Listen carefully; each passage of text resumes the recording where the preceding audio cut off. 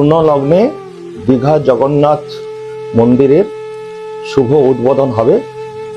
বাংলার মুখ্যমন্ত্রী দেশনেত্রী মমতা বন্দ্যোপাধ্যায় তিনি 28 তারিখই দীঘাতে উপস্থিত হয়ে গেছেন এবং এই দিনটার জন্য সারা বাংলার মানুষ, সারা দেশের মানুষ তাকিয়ে আছে।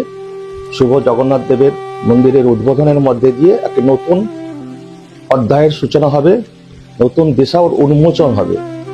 আমরা কাঁথিবাসী, আমরা জেলাবাসী এবং আমরা বাংলাবাসী একটা প্রবল উৎসাহ, উদ্দীপনা এবং আবেগ নিয়ে সবাই অপেক্ষা করছেন এই দিনটার জন্য।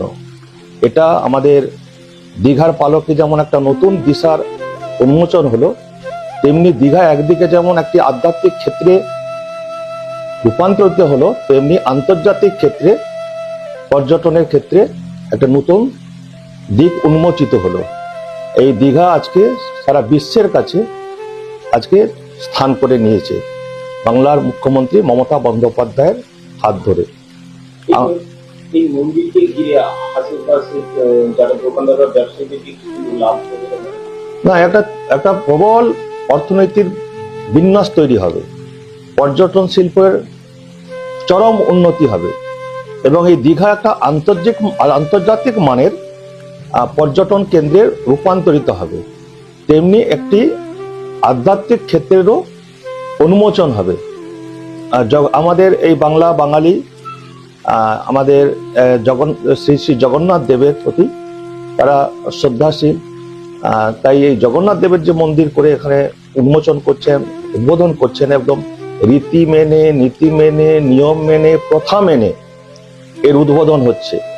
এখানে এই মন্দির কমিটির পরিচালনার দায়িত্ব দেওয়া হয়েছে ইসকনকে এবং যে ট্রাস্ট তৈরি করেছেন আমাদের বাংলার মুখ্যমন্ত্রী, সেখানে ধর্মীয় বিষয়ে যারা এক্সপার্ট তাদেরকে নিয়ে এই কমিটি করা হয়েছে এবং 1 কোটি মন্ত্রপাঠ এবং মহাযজ্ঞ মধ্যে দিয়ে একদম নিষ্ঠা ভরে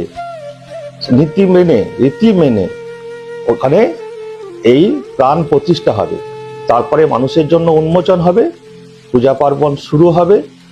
এটা একটা দিক। আর অন্যদিকে এই যে জগন্নাথ ধাম, এই যে একে কেন্দ্র করে একটা উৎসবের মেজাজ তৈরি হয়েছে এবং মহামানবের মিলন ক্ষেত্র তৈরি হয়েছে। যেমন যেখানে আমরা জাতি, ধর্ম, বর্ণ, দল, মত, উঁচু নিচু, সাদা কালো, ছোট বড়, গরিব ধনী সমস্ত কিছুর ঊর্ধ্বে একটা মহামানবের মিলন ক্ষেত্র, মহামানবের তীর্থক্ষেত্রে রূপান্তরিত হয়েছে। এটা একটি বিরাট পাওনা, বাংলার ক্ষেত্রে, দেশের ক্ষেত্রে বিরাট পাওনা। আগামী 100 বছর, আগামী বছরের পর বছর মানুষ এটাকে মনে রাখবে, মমতা বন্দ্যোপাধ্যায় এটাকে মনে রাখবে। এটাকে নিয়ে কেউ আবার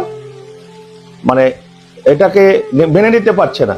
এই যে প্রবল উৎসাহ, উদ্দীপনা, মানুষের মধ্যে যে আবেগ তৈরি হয়েছে, যে জনহিস্ট্রিয়া তৈরি হয়েছে, এটাকে অনেকে মেনে নিতে পারছে না। বিশেষ করে বাংলার বিরোধী দলনেতা, তিনি তো একদম এটাকে দেখে পাগল হয়ে গেছেন যে এত মানুষের উৎসাহ উদ্দীপনা, একদিকে যেমন একদম রীতি মেনে, নীতি মেনে, নিষ্ঠা ভরে তার পূজার্চনা হবে, তার উদ্বোধন হবে, এবং তাকে কেন্দ্র করে যে উৎসব, যেটা একটা বাংলার মহামানবের মিলন ক্ষেত্র তৈরি করছে, তাই তিনি বিভিন্ন রকমের ভুল ভাল কথা, মাথাটা যেন খারাপ হয়ে গেছে। কারণ তিনি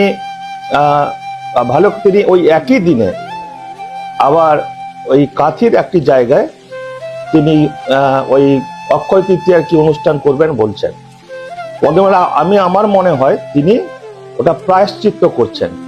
কারণ যে জায়গায় তিনি অক্ষয় তৃতীয়া করছেন, আর অক্ষয় তৃতীয়া মানে হচ্ছে আমরা যেটা সাধারণভাবে বুঝি যে সারা বছরের হিসেব নিকেশ, তিনি তার জীবনের কি পাপ পুণ্য করেছেন তার হিসেব নিকেশ। তিনি একটা মহা পাপ করেছিলেন, তার প্রায়শ্চিত্ত করতে যাচ্ছেন। সেই কাঁথি রেল স্টেশনের জায়গা, যেখানে 2019 সালে তদানীন্তন স্বরাষ্ট্রমন্ত্রী অমিত শাহ সভা করতে এসেছিলেন, এই শুভেন্দু অধিকারী বিরোধী দলনেতা সেখানে জল ঢুকিয়ে দেওয়া, পুরো কাঁথি শহরে তখন তার ভাই চেয়ারম্যান ছিলেন। দোকানপাট বন্ধ করে দেওয়া, জল বন্ধ করে দেওয়া, মানুষ জল খেতে পায়নি, মানুষ কোনো টিফিন করতে পারেনি, এবং সাধারণ বিজেপি কর্মী যারা এসেছিল তাদের গাড়িকে ভেঙে দিয়েছিলেন। এটা তার প্রায়শ্চিত্ত করছেন। কারণ আপনারা বলবেন কেন তিনি তো তৃণমূল ছিলেন, তৃণমূল করেছেন। আমি বলবো না, কারণ আবার 2021 সালে ঠিক একই মাঠে ভারতবর্ষের প্রধানমন্ত্রী এসেছিলেন, সেখানে জলও ঢোকেনি, কাঁথি শহর বন্ধও হয়নি, কার গাড়িও ভাঙেনি। কারণ তখন তৃণমূল কংগ্রেস ছিল, কিন্তু ছিলেন না এই অধিকারীরা, এই শুভেন্দু অধিকারী, তাই সেদিন হয়নি।